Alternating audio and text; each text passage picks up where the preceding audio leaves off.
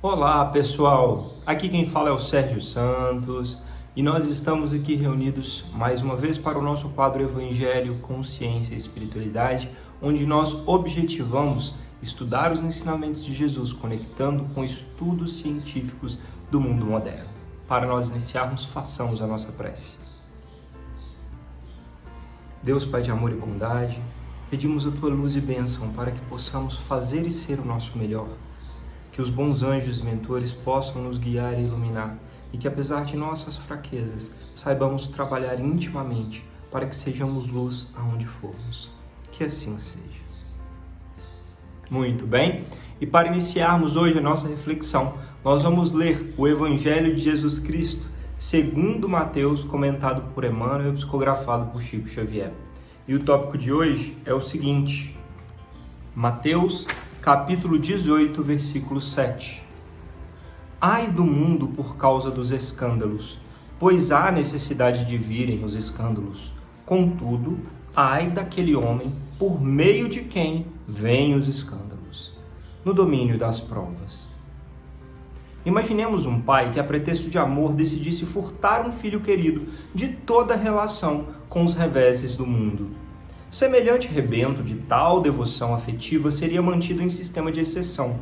Para evitar acidentes climáticos inevitáveis, descansaria exclusivamente na estufa durante a fase de berço e, posto a cavaleiro de perigos e vicissitudes, mal terminada a infância, encerrar-se-ia numa cidadela inexpugnável, onde somente prevalecesse a ternura paterna a empolgá-lo os mimos.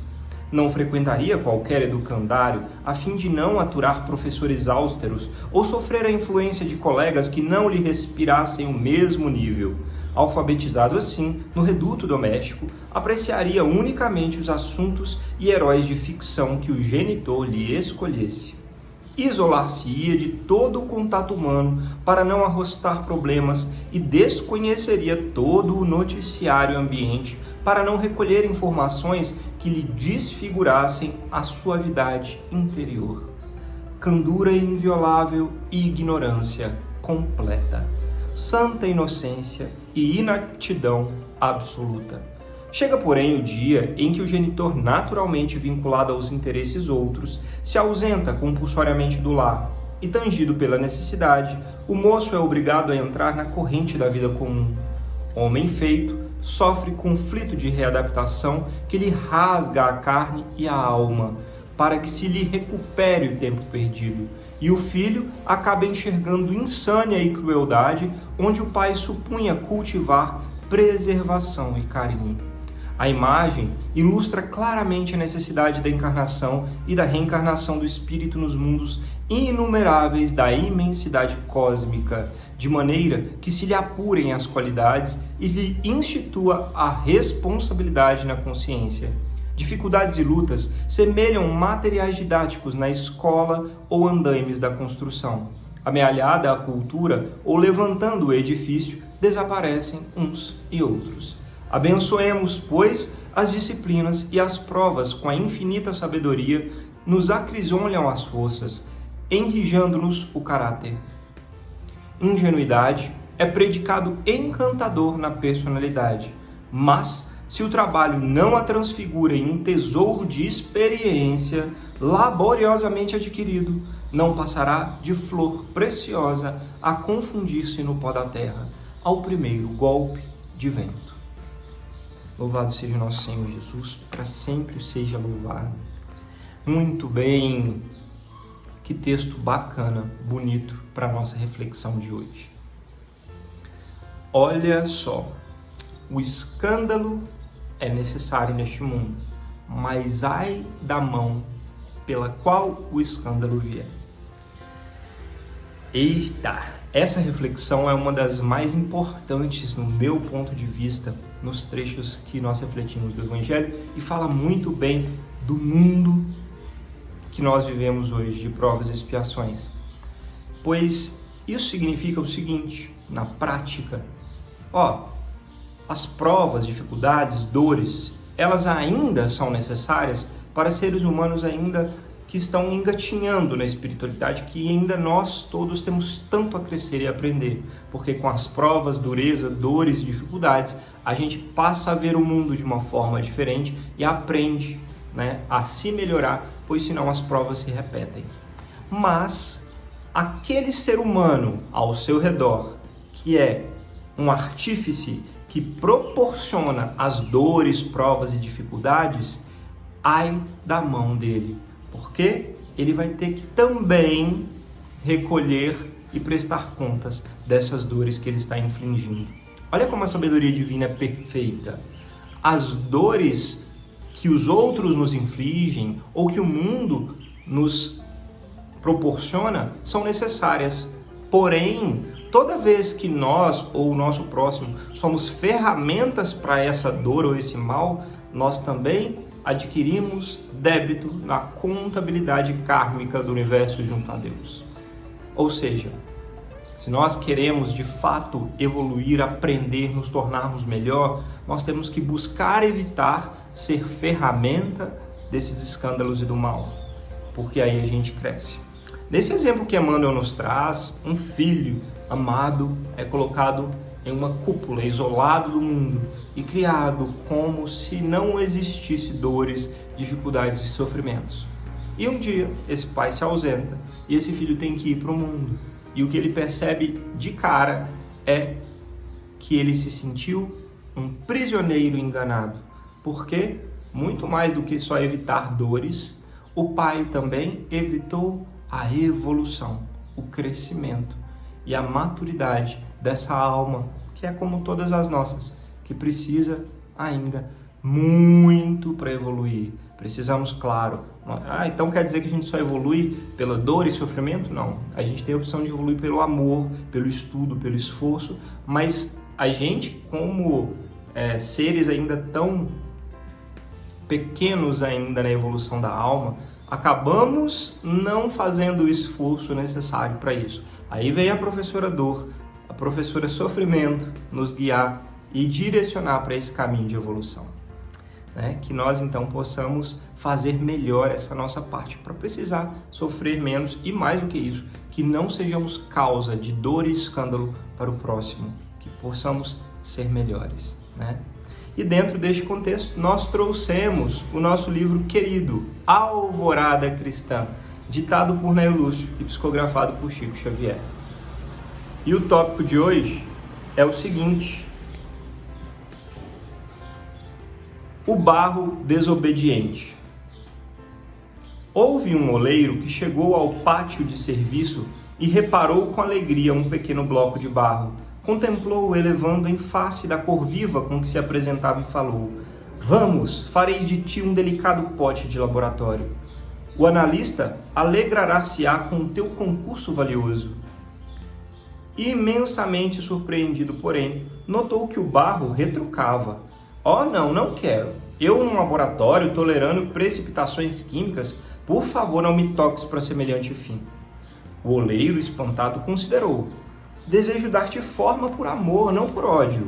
Sofrerás o calor do forno para que te faças belo e útil. Entretanto, porque se recusas ao que proponho, transformar-te-ei numa caprichosa ânfora destinada ao depósito de perfumes." "Oh, nunca, nunca, nunca!" exclamou o barro. "Isso não. Estaria exposto ao prazer dos inconscientes. Não estou inclinado a suportar essências através de peregrinações pelos móveis de luxo." O dono do serviço meditou muito na desobediência da lama orgulhosa, mas entendendo que tudo deveria fazer por não trair a confiança do céu, ponderou: "Bem, converti-ei então num prato honrado e robusto. Comparecerás à mesa do meu lar, ficarás conosco e serás companheiro de meus filhinhos." "Jamais!" bradou o barro na indisciplina. "Isso seria pesada humilhação. Transportar arroz cozido e aguentar caldos gordurosos na minha face? Assistir inerme a cenas de glutanoria em tua casa? Não me submetas." O trabalhador dedicado perdoou-lhe a ofensa e acrescentou: "Modificaremos o programa ainda uma vez. Serás um vaso amigo, em que límpida água repouse. Ajudarás aos sedentos que se aproximam de ti. Muita gente abençoar-te-á a cooperação. despertarás o contentamento e a gratidão nas criaturas. Não, não, não, protestou a argila, não quero. Seria condenar-me a tempo indefinido nas cantoneiras poeirentas ou nas salas escuras de pessoas desclassificadas. Por favor, poupa-me, poupa-me. O oleiro cuidadoso considerou preocupado.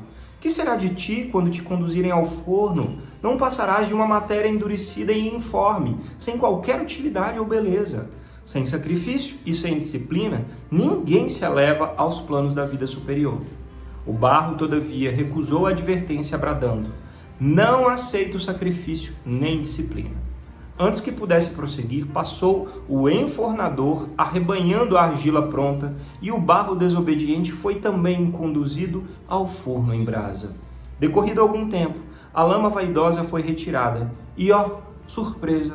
Não era pote de laboratório, nem ânfora de perfume, nem prato de refeição, nem vaso para água, e sim um feio pedaço de terra requeimada e morta, sem qualquer significação, sendo imediatamente atirada ao pântano.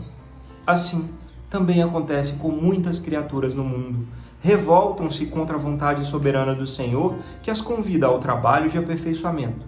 Mas, depois de levadas pela experiência ao forno da morte, transformam-se em verdadeiros fantasmas de desilusão e sofrimento, necessitando de longo tempo para retornarem às bênçãos da vida mais nobre. Que assim seja. Ai, ai. Continuando a nossa reflexão sobre o Evangelho, né?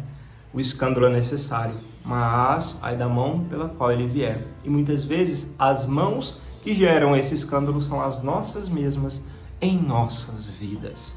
As nossas escolhas, a nossa indisciplina, a nossa falta de esforço e dedicação para realizar o que nos cabe, porque cada um é responsável por si no final das contas, por mais que tenhamos centenas de pessoas que amemos, no final, cada um responde por sua consciência, por seus atos, pelo que fez ou deixou de fazer.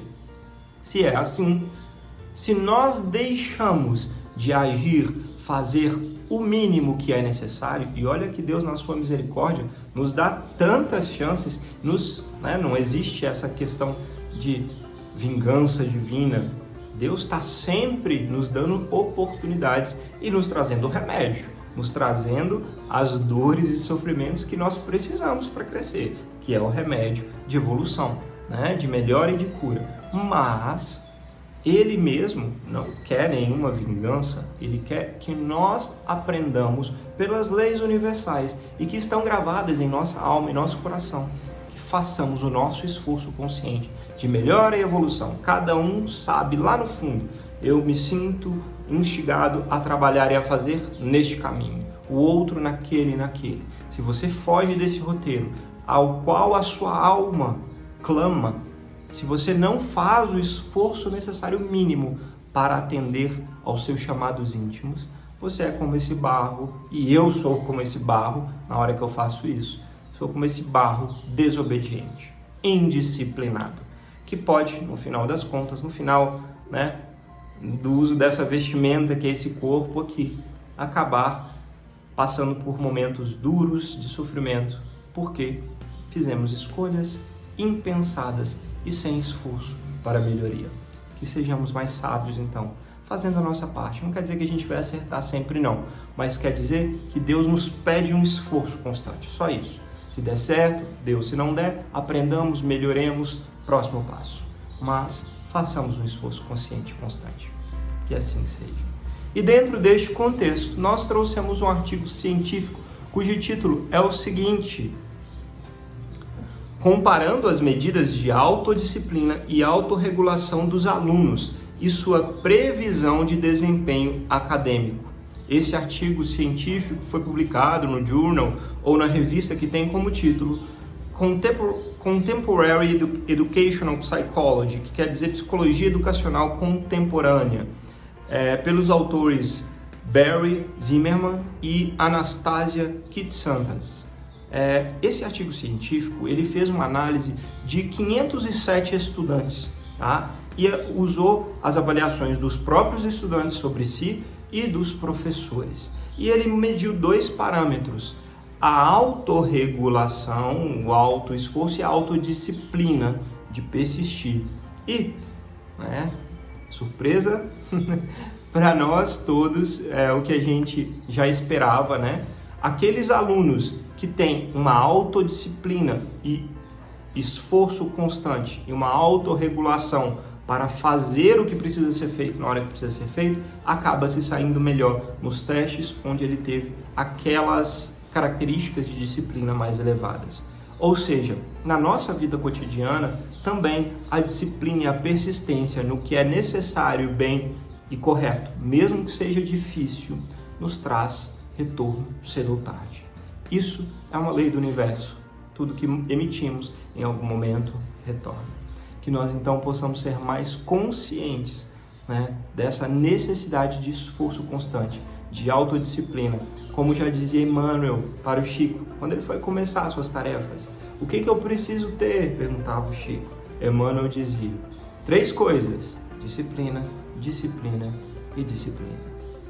Que nós possamos aprender a ser mais disciplinados também, manter a coerência e sermos bons e melhores no nosso crescimento íntimo. Que assim seja. Para encerrarmos, façamos a nossa prece. Deus, Pai de amor, gratidão por esse ensinamento bendito.